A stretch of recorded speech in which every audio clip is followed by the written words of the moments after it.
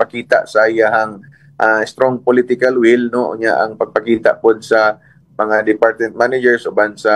Clenro uban sa contractor sa basura nga ang pagpangunay niya, no, nagpakita ang kini hugtanon sad nga gusto niyang mapatuman na gyud, no, ang kahindik, ang kalimpyo sa dakbayan, no. Gidawat man tana nga challenge nga dunay kakulian sa miaging bulan tungod sa pagproseso sa bidding sa mga kontraktor. Dili man literal nga mamunjot sa basura kay di man puna trabaho sa mayor, pero ang leadership niya, no, ang iyang image nga naa sa nag-uban sa mga agencies o mga buhatan o mga concern nga mga opisina, yan gipangunayan na hopefully nga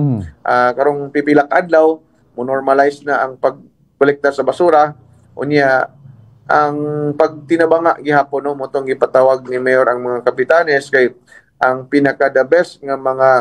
bali linya, no, o communication paingon sa household is ato mga kabaranggayan, no, mga atong mga punong barangays, ang konseho sa barangay ngadto sa ilahang mga household nga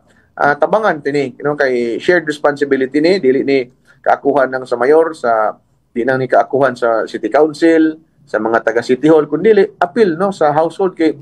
kita man ang ga-generate gid sa basura unya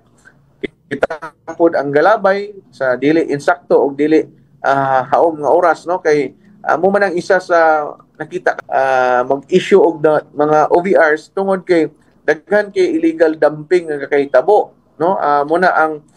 visible kay basura kay bisag niagi na ang